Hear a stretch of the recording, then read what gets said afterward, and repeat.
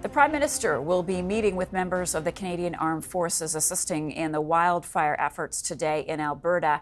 The PM is going to visit some of the crews before leaving on a week-long trip to Asia.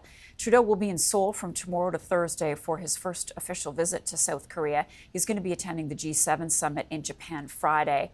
CTV's Glen McGregor is traveling with the Prime Minister. He joins us now just before takeoff. Glen, good morning to you. So tell us more about the Prime Minister's trip overseas and what he's looking to accomplish at the G7.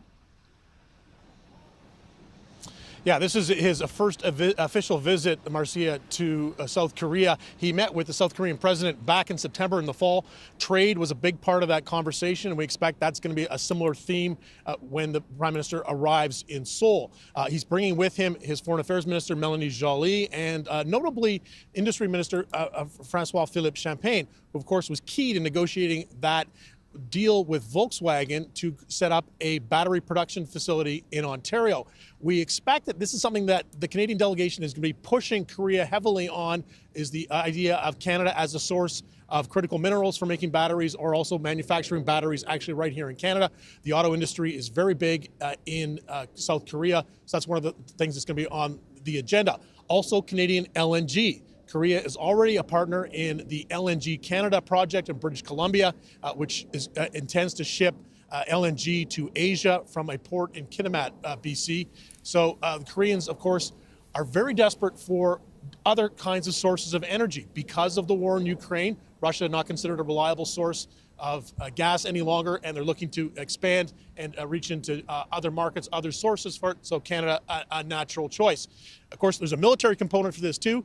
Canadians fought in the Korean War. The Prime Minister will be visiting something called the Kapyong Trail, which was a trail that leads to a hill that was a critical defense point during the Korean War that Canadians defended, and it's going to be kind of a memorial there, Marcia, in Korea, to the sacrifice that Canadian troops made.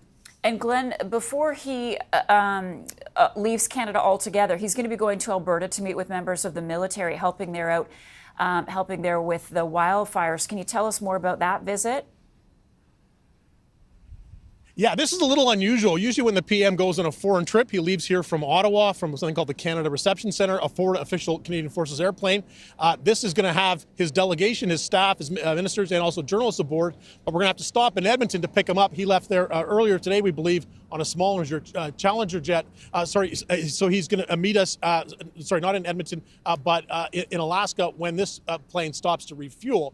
I think it's going to be a very short trip, and it signals an awareness that PM leaving the country for 6 days to go to Asia when these forest fires, wildfires are being such a problem in Alberta. He wanted to recognize that, and he's going to have a quick meeting, I think, with those Canadian Forces members at CFB Edmonton, then get on a smaller plane and meet up with this flight to continue on to Asia.